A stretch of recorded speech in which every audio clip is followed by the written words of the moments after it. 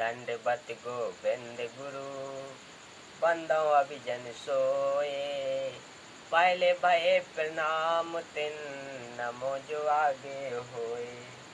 गुरु को कीजे दंडवत, कोट कोट प्रणाम। कीट न जाने भृंग को, यों गुरु कर आप समान। सत्य साहिब।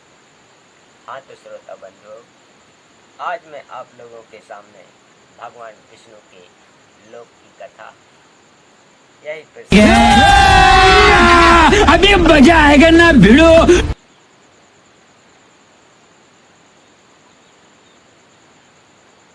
धर्मदास जी की व्याकुलता देखकर परमेश्वर कबीर जी ने कहा कि हे धर्मदास,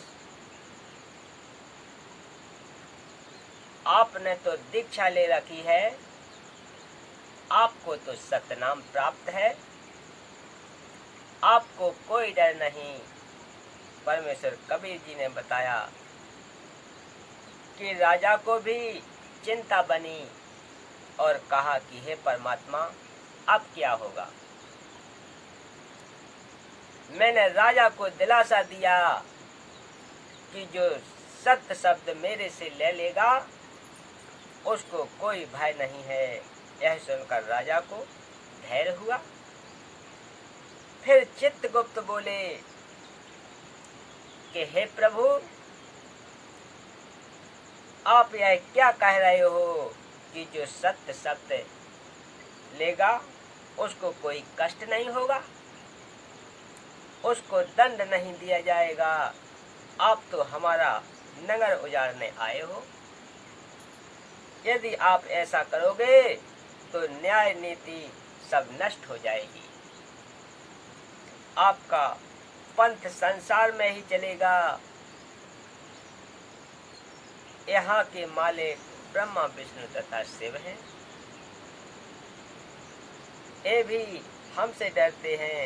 यदि वे भी गलती करते हैं तो हम उनको भी नचाते हैं, यानी दंडित करते हैं, और जीव की क्या चलेगी। परमेश्वर कबीर जी ने कहा कि मेरा भक्त आपसे भिन्न रहेगा। आप उनका हिसाब नहीं करोगे। मेरा भक्त परमात्मा से डरता है, वह तो दया भाव वाला होता है। वह जीव हिंसा कभी नहीं करता। कबीर परमेश्वर जी ने कहा कि अब मेरे को विष्णु से मिलाओ। चित्रगुप्त ने हाथ जोड़कर विनती की और कहा कि हे प्रभु, कोई गलती हुई तो क्षमा करना। आप मालिक हो, हम आपके दास हैं। चित्रगुप्त के साथ कबीर जी तथा राजा अमर सिंह विष्णु के महल के पास पहुंच गए। विष्णु मुझे देखकर खड़े हो गए।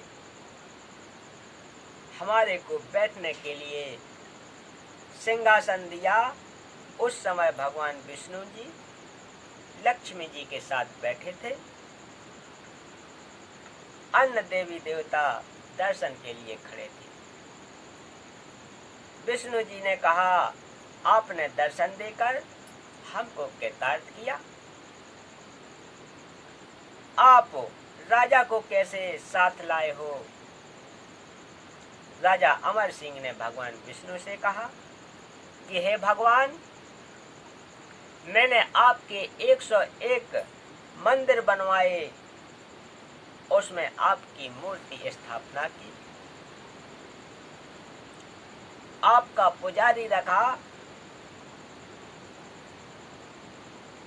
उसके वेतन तथा भोजन का प्रबंध किया।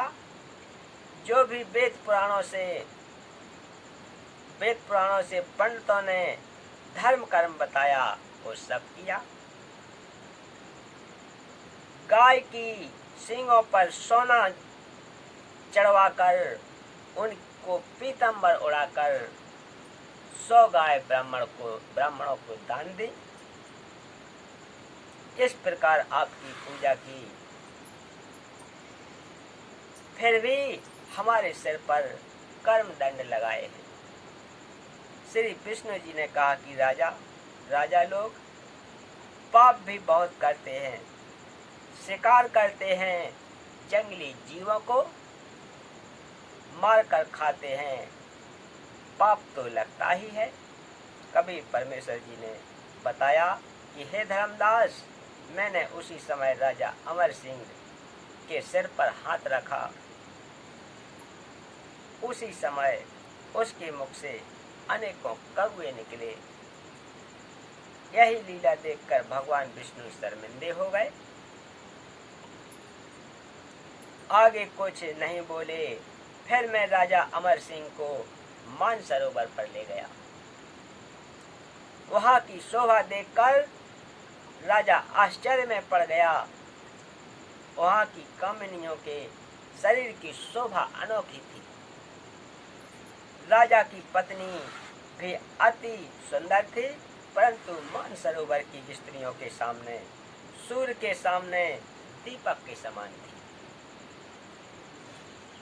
सरोवर परमेश्वर कबीर जी ने राजा अमर सिंह को शरीर में प्रवेश करा दिया। पृथ्वी पर आकर राजा तथा रानी को आगे का मोक्ष मंत्र दिया। उसके पश्चात उनकी सच्ची भक्ति श्रद्धा परख कर सार शब्द दिया। राजा अमर सिंह अपनी आंखों नरक का कष्ट तथा विष्णु जी के असमर्थता को देख चुका था तथा मानसरोवर पर सुंदर सुंदर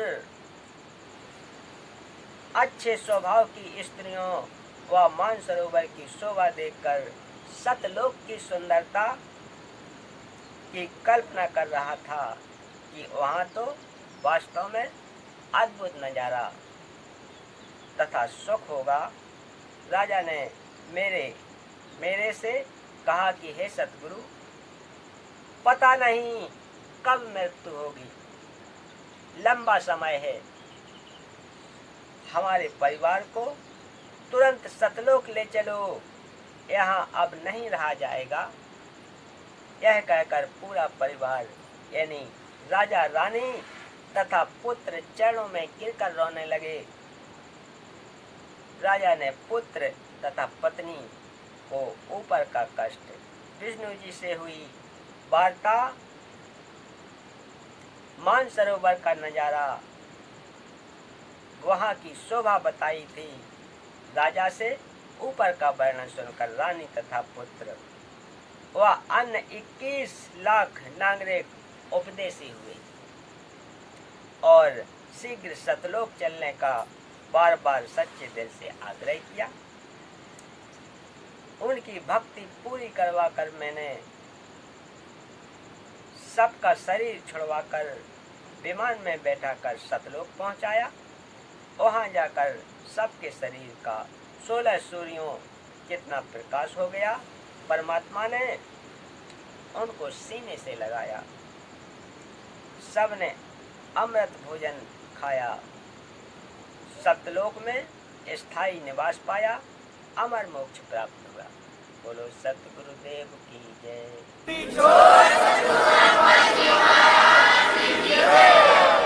अगली कथा में, तब तक के लिए सत साहेब।